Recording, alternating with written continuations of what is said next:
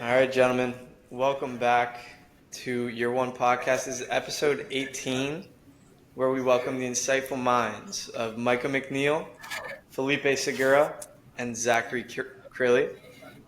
And quickly, I don't know if you guys saw, but the whole the whole Bard and Gemini story of Gemini creating these crazy responses about different social topics. I mean, does that kind of prove that Google's biased? I mean, it's hard to say when you're dealing with an organization that's, I'm not sure of the head count on Google, but I'd imagine it's north of 100,000 people. Do they all have individual biases? That's hard to say. As an institution, they bias. I think that certainly if the product is a reflection of the organization, here's their product. It's almost like when you meet a child and it says curse words, that tells you something about the parent, right? Like, I don't know if it means that they're a terrible company and nobody should ever trust them again, but I think it says something. It is a reflection on their institution, certainly. Do we really think that will like impact users and they actually won't use it anymore? I know they like took it down for a bit, the ability to generate images. I don't know. It's tough. I mean, the nice thing about all of this is we're in the free market. So if the product is bad enough and it's disturbing enough and hinders the truth in a way that really affects people, then people aren't going to use Gemini and you're going to use ChatGPT. And thankfully, I mean, I'm an Elon fan. You have Elon Musk doing his own AI, which I just trust is going to be okay. But the second thing, and I think that's really interesting and kind of ties into what Zach was saying, is there is a certain issue when the corporation is like way too big. And I think you saw that with Elon when he fired a bunch of people at Twitter. And this ties back into what we were talking about with Red Bull last week, is you have these big organizations and you don't need 70,000 employees to work there. You actually need a few thousand, and they're profitable enough. They're just profitable enough to create all that value for a small number of employees. And when it gets too big, there's too much chaos and it's impossible to control all the different parts moving in one direction or the other. So yeah, I think that's just kind of an example of what happens when things get too big. They become Goliath. Yeah, and we saw that happen with ChatGPT for a bit. There was a point in time where it was making the kind of same bias response, and they just fixed it, and now they're fine. So I'm sure the same thing will happen. But from one behemoth stock to another, we had an interesting video come up last week. We talked about Red Bull, but I have a little trivia for our listeners. What do we think the best performing stock of the last 30 years is? Was it Google? Was it Amazon? Was it Apple? Nike? Felipe, do you want to enlighten us? Well, it turns out that it is the direct competitor of Red Bull. It is Monster. I actually don't know if it's the best performing stock if you put Nvidia in there as well. I know that they just took off. But what we found out is Monster, an energy drink, turns out to be the best performing stock in the last 20, 30 years. So really interesting sample of basically you have Red Bull took I think 20% of the market. Monster has a little bit more with all their subsidiaries. And they kind of did the same thing where they do earned media and they sponsor kind of one-off different events. And it seems to work. And two people or two companies in the same industry doing the same thing seems to work. So really, really interesting example of how you can do the same thing as your competitor and get a similar market share. It's crazy, and they're like triple the size of Red Bull now. I think their market cap is 58 billion, and Red Bull's is around, I don't know, like 20 billion. Oh, okay. And Red Red Bull was first. And Micah, you said last week, like first mover's advantage. What do you think about that? Yeah, it's definitely one of those cases where like a couple of imperative like business decisions, their partnership with Coke, who handles most of their distributions. Once you get into like sort of the neighborhood of working with a conglomerate like Coke, they can just take you to the stratosphere. I think that's where their massive jump in sort of the market sort of really happened once that partnership with Coke happened, and you're seeing it. Even though Red Bull was first to market, Monster has a very similar product, same distribution, same marketing, but a couple of those just key business decisions have led to sort of them taking over the market. So it's a little bit contrary to, sort of first to the market takes a whole cake. And it's the opposite in this case. Yeah, and I Yeah, we can actually think see that. here. Oh Go well, ahead. yeah. No, I wanted to add to that. I actually think that this is like a prove the point kind of thing where if you're just a company, you can take advantage of existing infrastructures, just like Monster took advantage of Red Bull or Coca-Cola's distribution. And you look at other companies like Amazon took advantage of UPS and all those different companies to move their products across the web and whatnot. You kind of just like launch your product on top of someone else's infrastructure that they've already built, and you can grow it to the moon. And I'm looking at AI right now. I don't think it's going to be much different. Yeah, 100%. It's all copycat. It's copycatting and then iterations to make it your own. 100%. But like what we're seeing with Nvidia right now, they were kind of the first to market in terms of data centers. I mean, they've been doing that for so many years, and they're going to have trillions of dollars because of it. So I do think that the first mover's advantage is a huge aspect to, differentiating. Like if you're not first, it's going to Yeah. be Well, difficult. look at technological advancements. Like, who was the first camera? Kodak. But who uses a Kodak camera anymore? Only like professional photographers, right? Because a better quality product came along. Yeah, definitely. If you have the customer and you own the customer, that's an advantageous position to be in. That's like the uphill ground, but that doesn't mean that nobody's going to be coming for you, and that a better, more convenient product can't uproot your solution. I get, yeah, and in the All In podcast, I remember them talking about how a company's profit margin is another company's opportunity.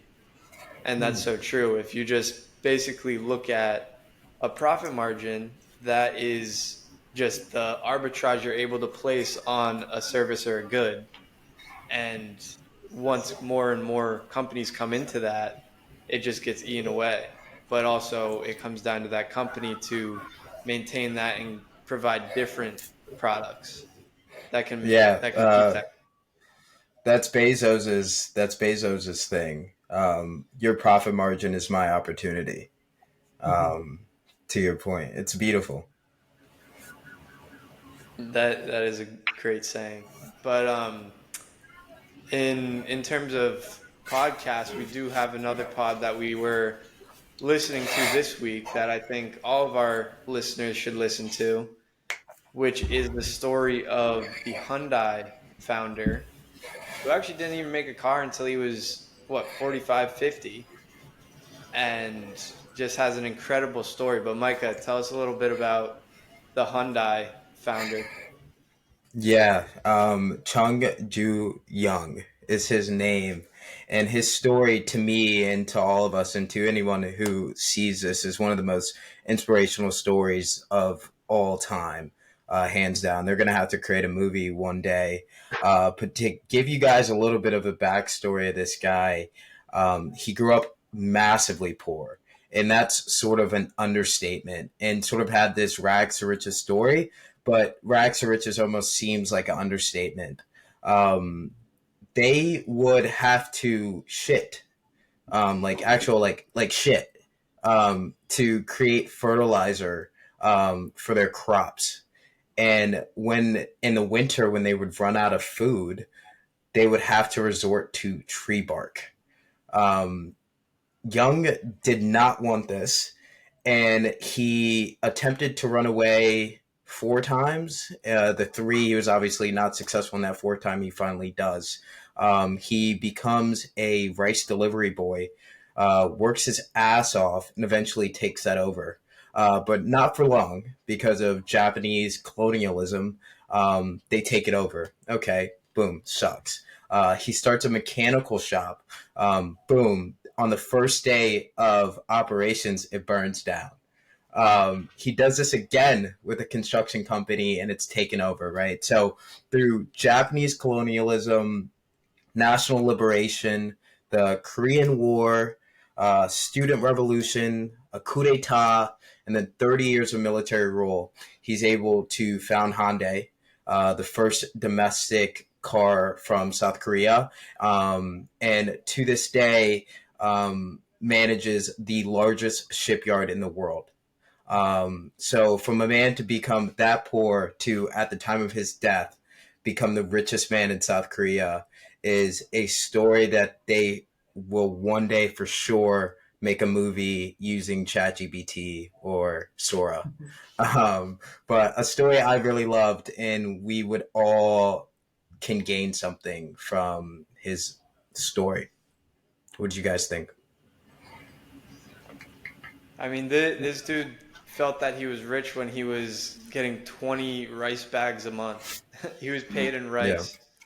And to just put that into perspective, like he wasn't really successful until his late 30s, probably, or late 40s, was really successful. And just is a testament to how long it really takes to build something great. And as long as you're just committed to that and it's absolute, there's really no way of failing. Like he failed 5 to 6 times before he actually created a car, which he's known for in Hyundai. So it's just so crazy to see how many times he failed to get to the point he wanted. Everybody loves an underdog story, and this was certainly a very extreme underdog story. He came from adverse conditions. I love the part where he kept on running away. His vision was so strong, not necessarily of what he wanted, but that he knew that he wasn't aligned with his current situation. That he ran away multiple times, and his dad would come and pick him up. A father who spoke very few words to his son, and one time just said to him, like, yeah, like we'd love to see you succeed, but it's just not a risk that we can manage as a family. I'm getting older. You have to take care of your family members. You've gotten a sixth grade education. Like, you've never lived outside of our village. You're a farm kid. Like, sorry to tell you that, but that's a deal. Cut it out. And his persistence was so strong that he didn't take no for an answer, and he just kept on going in one of the most dramatic ways ever. It really is a great podcast. I encourage everybody to listen to it. And now he has a brand that we all see on a regular basis. So it couldn't be a more inspiring and dramatic, really, rags to riches underdog story. Great one. Thanks for choosing it, Michael. Yeah, and Yeah. with that, I just couldn't help but think that experience is payment. Like in all of those trials and tribulations, he didn't make much, but he got all of that experience. And I can't help but think about the journey that I'm on right now and not seeing, bank accounts go up, not seeing, sales come in, but seeing those roots being planted and those seeds being sown is the most important aspect to that journey. And like if you're listening to this in your 20s and you're not in the spot you want to be, I mean, that experience is going to speak volumes. Yeah. And if you're going through that, listen to this guy. And once you hear what he went through, he'd build something and the government would take it. He'd get going again, Yeah. break out. He'd get going again. It shows it's a testament to the strength of the human spirit. And if you set your heart out to something, you can do it. Do you guys remember the bedbug story? The bedbug story is fucking crazy. Yeah. Dude, The guy, I guess do you want me to try to tell him? It's yeah. insane to explain, but essentially he was like doing like some mundane like labor intensive job, and they had a bed bug problem, like a bed bug problem or whatever. So they would sleep on tables, and they thought of this idea where they would like put like water under the stilts so the bed bugs like couldn't get them. So this lasted for like 2 days. It worked, right? And then eventually the bed bugs came back, and they were like, how is this happening, right? So the bed bugs. This is what the bed bugs were doing. They would go to the guys would go to sleep, and then in the middle of the night they turned on the lights, and the bed bugs were going to the roof and dropping down to get what they wanted. And I guess like Young's like realization was this is like bedbugs can do this to try to eat. Like then like I gotta find whatever in my power to get what I want, right? And it's like that testament to that and that determination to be like the bedbugs are doing this, like I can do it too. It's one of those beautiful stories in the book. Yeah, for me, I think one like really interesting correlation is to NVIDIA. I don't know if you guys seen the founder where they asked him like, "Would you do it all over again?" And he was like, "Absolutely not." And I mean, their company's like worth over $2 trillion, and all they do essentially is design GPUs. Like they don't make it TMC in Taiwan. They just design it. But to get to the point of being a company that can design the most advanced technological components for the AI revolution, it like took them years, like 20 years, to learn that process. That quite obviously is not that easily replicable. Because if someone could replicate it, they could crack into a $2 trillion business. And I think it's just kind of that process of if you fail, try again, because it's all learning for your big moment, right? Because you only need to get on base once, right? Yeah. You only need to get on base once, and that's the story of Nvidia. I mean, you can look at their stock price. I mean, look at that. It was mostly stagnant, and then they had this massive payoff. Now they're having earnings that don't even make sense. We're going to come back in 2 quarters from now, and it's going to be they're going to have the biggest market cap of any company ever, out of nowhere in 3 years, right? Like, so it's just insane. To your point, it's not linear, and you only need to get on base once or hit a home run once, right? The only problem that I take part in that statement, Micah, is the out of nowhere. I'm sure that there was, I don't know the full story, but I'm sure that it took 20 years to make that overnight success. You I know, guess I guess my point that I'm saying is that you like a batting average in baseball. You need like 3.5, right, to be like Hall of Fame potential, right, or to be a Hall of Famer. Essentially, you're failing most of the time, and I think in Nvidia's case, they can have a 1 point batting average.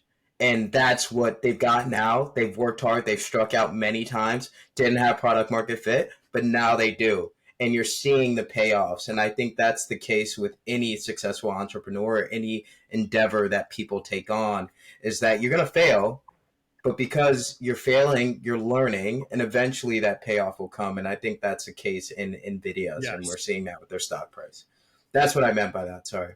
And that's the beauty of it, is all the failures that happen in the dark, and then the one true one comes to light. And the literal translation of that is the Einstein quote, where they said he tried out 10,000 different iterations of the light bulb, didn't work, didn't work, didn't work, didn't work. 10,000.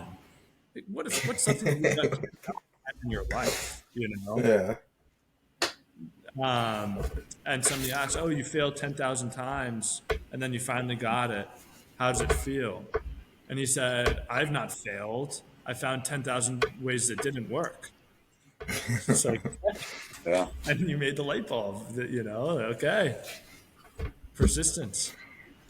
Yeah, and it kind of shows what the founder mentality needs to be, and it's like you need to be a hard ass. I mean, it needs to be your way, and it needs to be just persistent.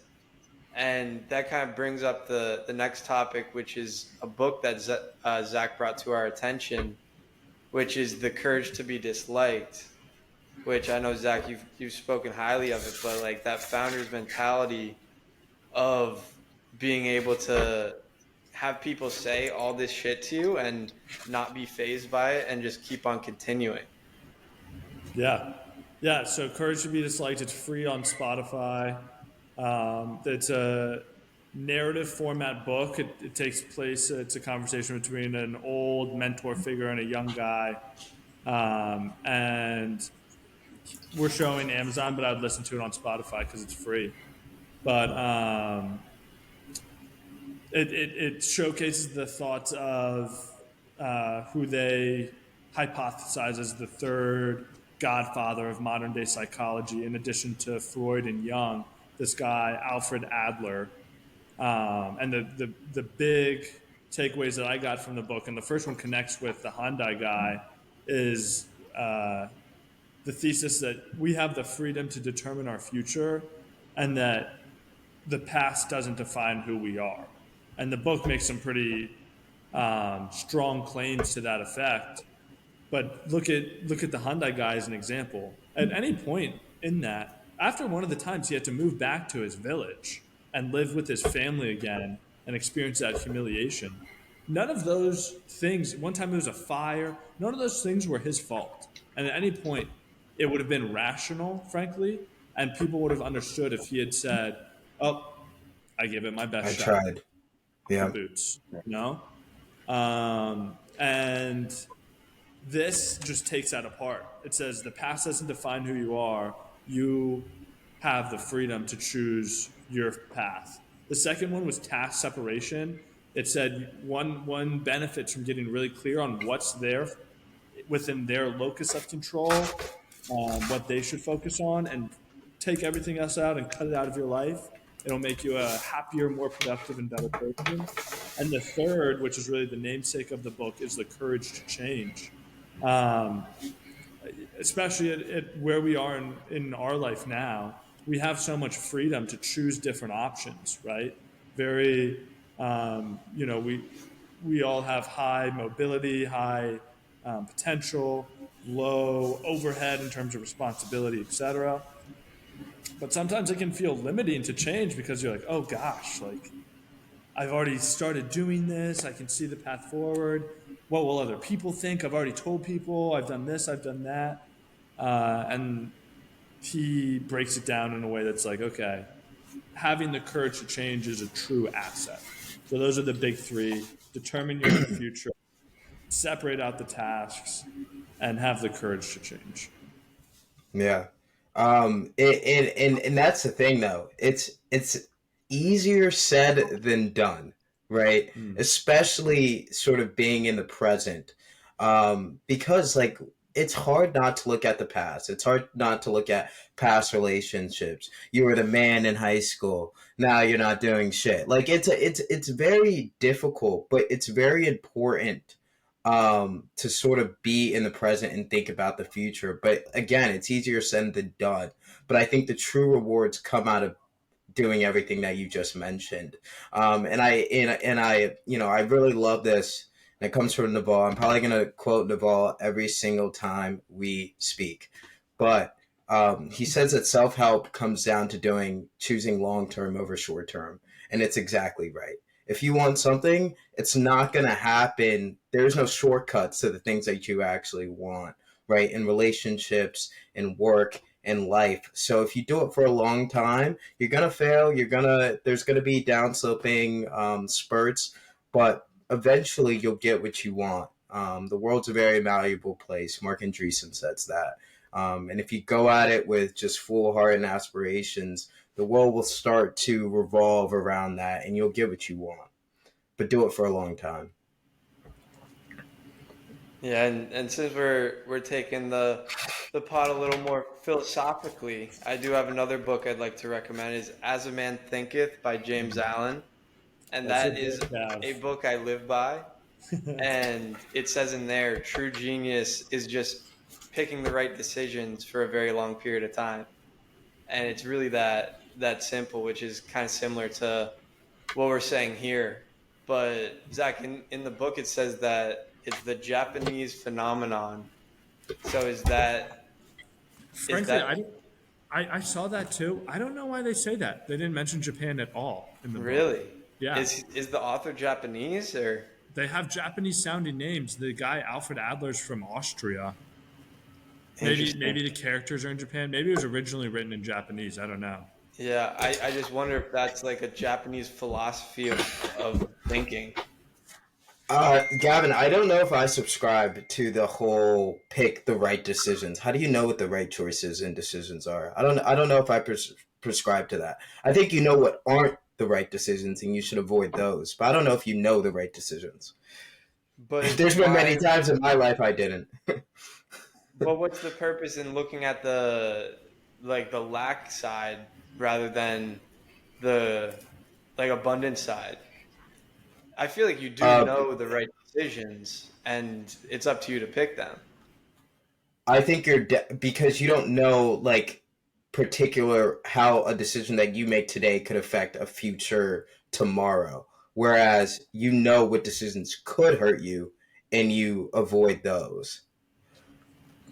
I feel like it I, depends on what level you look at it from. Like, if we bring it back to the example that we're talking about in this podcast with the Hyundai guy, Chung Yi, yeah, like what he ate for breakfast might not matter, but his decision to keep on going, like he knew that that was the decision that he wanted to make. To run away again and again and again, he knew that that was a higher order thing. And for me, at least, I feel like it's clear at some of like the higher levels when it's like, okay, I know that this is the path that I want to be on. And it's also easy to know what you don't want to be doing. And sometimes it takes doing that and learning that way. I yeah, think that's and an going off easier that, framework to start from, is what I'm but saying. I think I that's think easier. Which I one, think that the high avoiding level one the or wrong the knowing decisions what is you the don't same want? thing as picking the right ones. No, it's the same exact thing. If you just avoid doing things that are harmful, Yeah, no, yeah, then I get yes. I mean, yeah, I guess so. But I guess what I'm saying is that I know that I want to make good decisions, but I don't necessarily know if the payout that I want from those is going to arrive. Whereas I do know what won't help me, and that's not going to be just sitting on the couch every day watching TV or eating potato chips and not working out or something like that. Does that make sense? Yes. yeah. I mean, I guess I don't Okay. see how that's any different than picking the right choices. Uh, I guess. It's just I different. guess. Like the I feel same like it's just thing. a different way of saying it. But I think it can be. I do understand because I think it can be overwhelming to have the pressure of like I have to make the right choice all the time, and it's hard for people to see what that is all the time. I think it's easier to what Mike is saying. It's easier sometimes to feel what feels wrong, and for that to be the catalyst for change. I resonate with that certainly. Okay, yeah. No, I see what you're saying. But yeah, I mean that book though, As a Man Thinketh. Have you guys heard of it or read Oh it? yeah, No, 100%. I'm about to get it now. I'm about to get it now. It's 35 pages, and Oh. every word is just filled with Is it like amazing. aphorisms then? If it's only 35 pages? No, it's like Okay. 5 chapters with a couple pages each, but all of them are so good. Yeah, He all right, just I'll check it sums out. up all what we're talking about right now in those 30 pages. And I mean, I literally could live my life by it. I could use that one book for the rest of my life and be fine. Yeah, it's hard giving people book recommendations because no one's actually going to do it. You know what I mean? It's like the same thing with everyone. It's like, all right, this might be our final time talking about books because we know you guys are going to go fucking read them. So, what the fuck do we think we are? You got to have success before you can give people affirmations on what to do. But we're trying here, right? That's the balance we always walk with this podcast. It's like, all right, Yeah. what perspective do we give, and how do we provide that to people without sounding inauthentic? No, we can only do that, and that's what we're doing. We're early on our path, talking about new and relevant topics. We're in that quadrant of the 4x4. And I think that some people might read that book, either one of those books. I think that somebody out there, even if they don't pick it up today, it's planting a seed, it's getting it on their radar. Who knows? Maybe they see it again and again and they pull the trigger. If we can plant the seed, beautiful. You're They're right. worried about their lattes. They're worried about their lattes and gelato. I guess I have more confidence in our audience than you do there. Yeah, I mean, our audience, I'm talking about in general.